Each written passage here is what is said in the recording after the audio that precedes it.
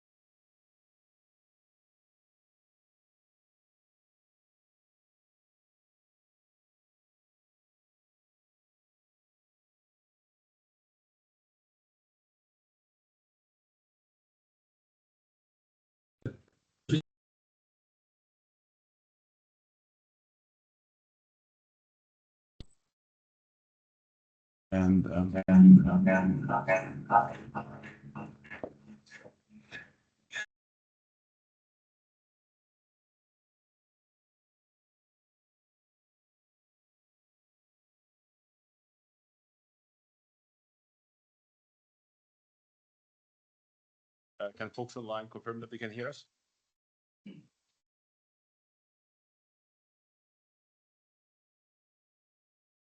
Okay, there we go. Okay, moving on to the next item, the adoption of the minutes of December 18th, 2025. I'll call a motion that the minutes of meeting number 25-16 held on December 18th, 2025 be adopted. Can I have a mover for that, please? Christian, seconder, Adam. All those in favor? Opposed? It's carried. And now we move on to communications. Do any board members have questions with respect to the communications listed below? Ontario Association of Police Service Boards Training and Communications Team. Ontario Association of Police Services Boards email of January 2nd, including a link to legislative and regulatory changes effective January 1st. Ontario Association of Police Services Board province-wide recruitment campaign. And Lieutenant Governor and Council appointment of Michael Springer to the Kingston Police Services Board. Any questions about any of the items? No? Seeing none, I'll call a motion that the communications from the Ontario Association of Police Services Boards and the Lieutenant Governor and Council be received by the board. Can I have a mover and a seconder for that, please? Adam, Christian, all those in favor? Any opposed? That's carried. No delegations. We'll move on to our consent agenda. Information reports. We have an annual aggregate discipline and public complaints, collection of identifying information in certain circumstances, 2025 year-end statistical report. Would the chief or deputy chief wish to speak to any of these reports? Deputy Chief. Thank you, Chair. And as you know, we have 3 reports on the public agenda. I do have Acting Staff Sergeant Kevin Kloss here today from our Professional Standards office that can provide some more insight if there's further questions. But report number 26-02 under section 215 of the Community Safety and Policing Act indicates, and this has been a bit of a shift for police services to report out on the public complaints specifically received in this report through LECA, our aggregate discipline and public complaints. Kingston has a relatively smaller snapshot than some of the larger services, and a number of the sections speak about averages. When we have a smaller snapshot, then it's a little bit more defined.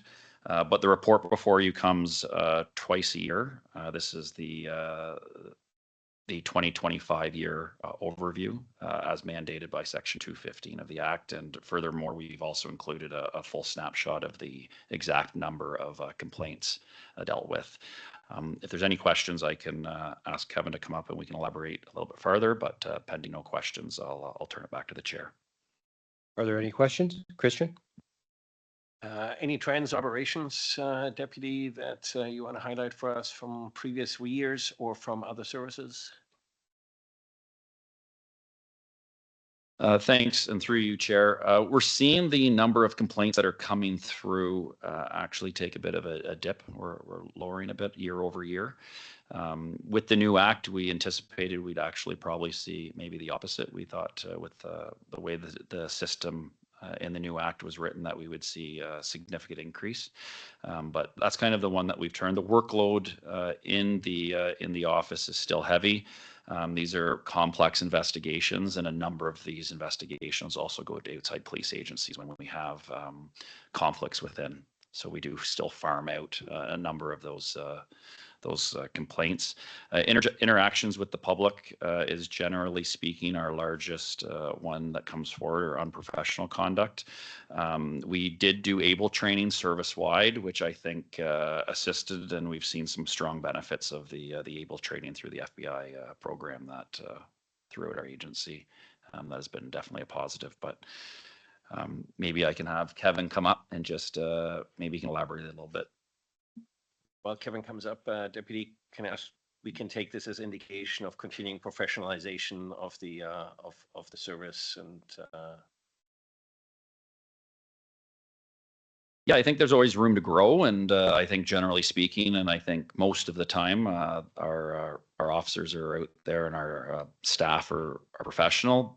There's always room to grow, and I think by reviewing these and being aware, but I think on a day-to-day basis, this is a really small number for the the large volume of calls. And I know the other report that we speak to in this, the statistical report speaks about the call volume, 50,000 calls, and this is a very small number of that 50,000 calls. And necessarily those are the calls for service, not interactions with the public. So you can times those calls for service for compared interactions with the public to be, a lot larger than that.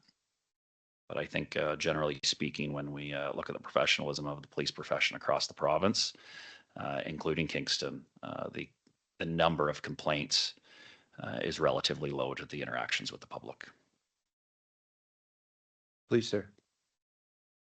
Yeah, thank you, Deputy. I think the Deputy did a great job explaining that. I think the great work done by our frontline officers is reflected in our complaints going down. And also I think our frontline supervisors do a good job when complaints do come forward. Sometimes they can be resolved with the supervisor at the front line before it ever gets to LECA.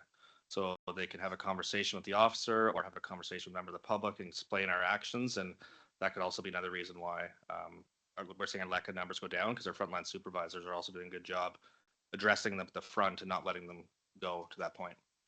So unless you guys have any further questions. Are there any further questions?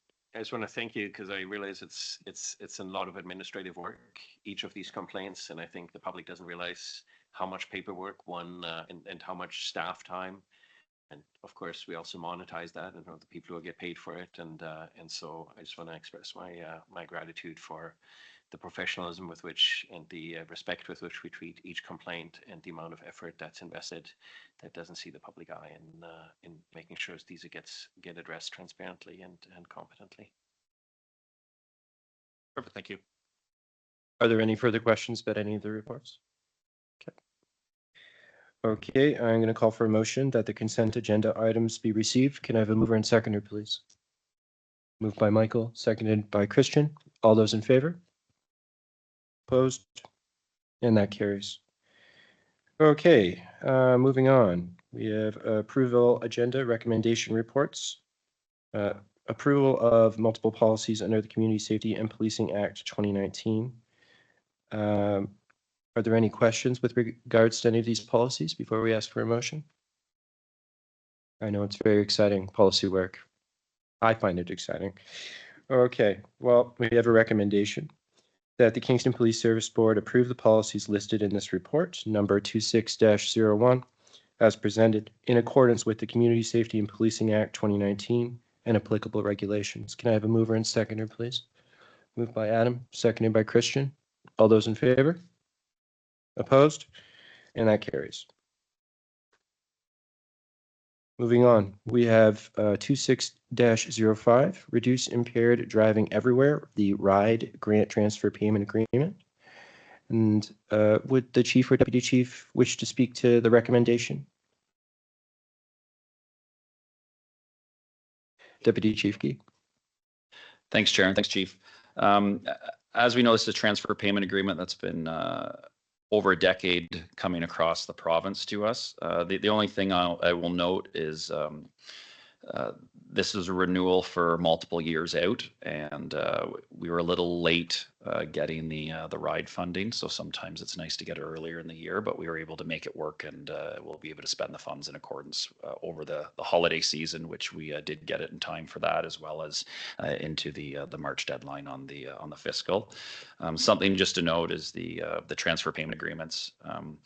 With this board, the wording of the motion, we've really tried to capture our expenditures and our financial side to capture the signing of the transfer payment agreement, the spending of the funds, the reporting of the transfer payment agreement back when it's time for us to do it, as well as any budget deviation that needs to be made due to the additional funds coming into the revenue side. So you'll notice on moving forward our transfer payment agreements, when you see them, we will try to capture all of those up front to allow for a more streamlined reporting and more streamlined budget process with the city when we go to change the budget mid-year, because you don't necessarily know you're going to be getting these funds, and then, as you know, with these grants, they trickle in throughout the year. So if you see the updated motions, we've just tried to firm up those pieces to try to decrease the workload later on in the year when we need to report that we're not circling back to the board for every aspect of the grant.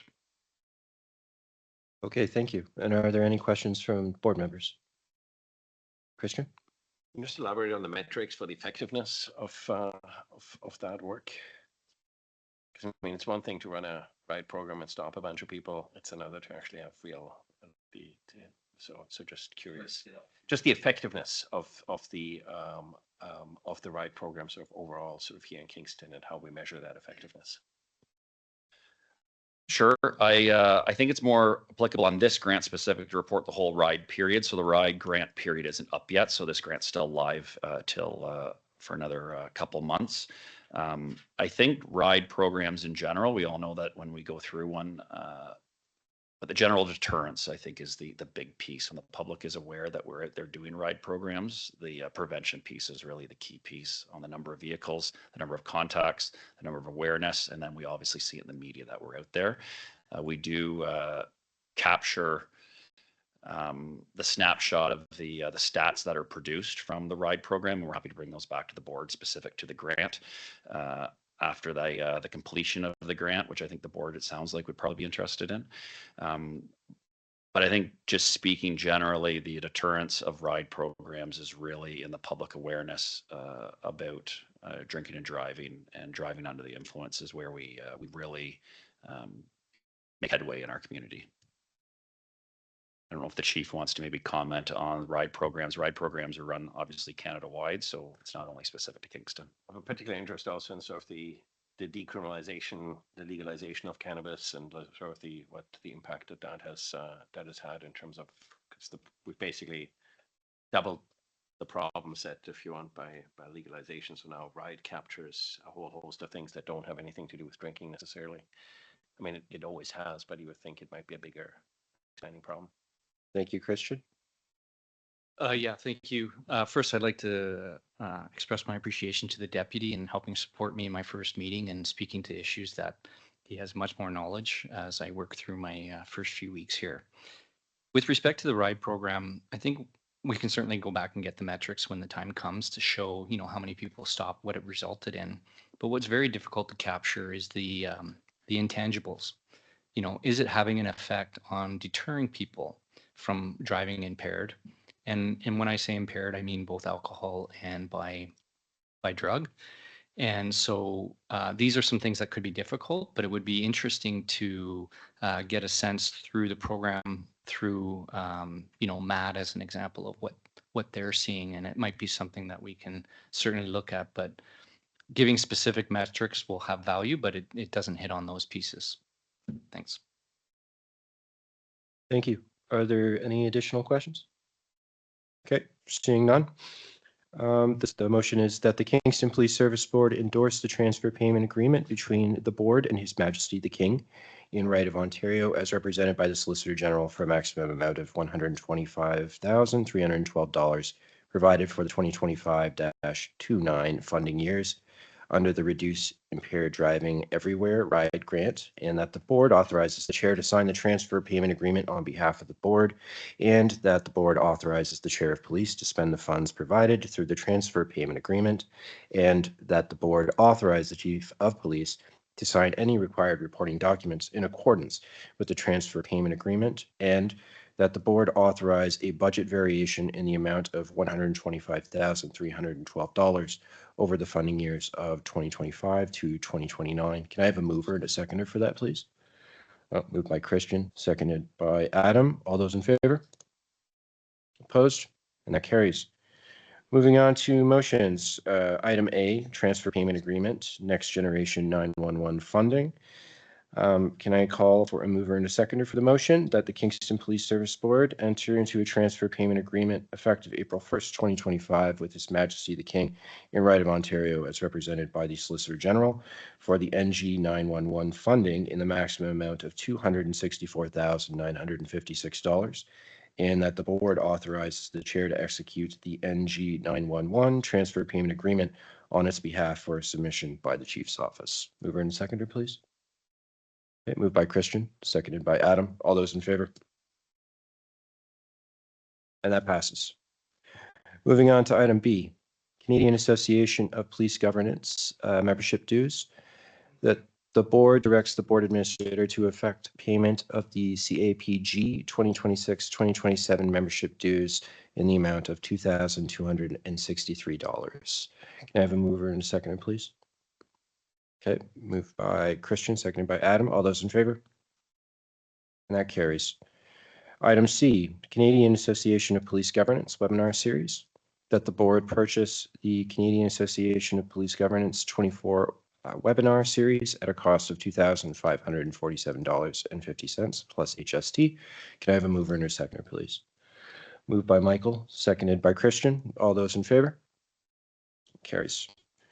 And item D, transfer payment agreement, Youth and Policing Initiative.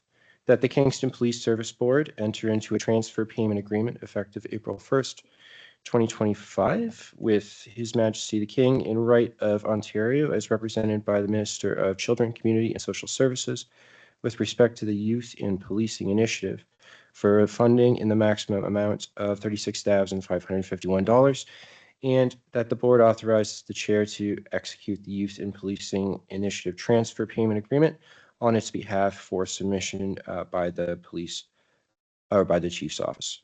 Okay. I have a mover, and I just want to ask the board administrator, is that date correct? Okay, just want to confirm that. Thank you. Can I have a mover and seconder for the motion, please? Okay, moved by Adam and seconded by Christian. All those in favor? Thank you. And we're moving on to ratification of motion, appointment of police officer McIntosh. That the Police Services Board ratify a motion passed by a poll of a quorum of board members on January 20th, 26th, pending the next scheduled public board meeting, that the Kingston Police Service Board appoint on January 20th, 2026, David Adam McIntosh as a police officer pursuant to section 37 Point C of the Community Safety and Policing Act. His duties will be limited to administrative leadership pending a successful completion of the use of force practical component requirement on February 2nd and 3rd of 2026. Can I have a mover and a seconder for that, please? Moved by Michael, seconded by Adam. All those in favor? That passes. Congratulations. I was worried for a moment. Very good. Congratulations, Chief McIntosh. Is there any unfinished business? I see none. Is there any new business? Okay, well, if that's the case, then we have a motion to move in camera in accordance with Section 44 and Section 44-2A, B, D, K of the Community Safety and Policing Act 2019. Can I have a mover and a seconder for that, please? Okay, moved by Adam, seconded by Christian.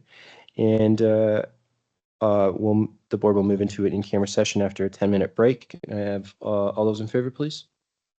Thank you. Okay, that passes. The public meeting has ended at 12:28, and we'll move on. Thank you very much, everyone.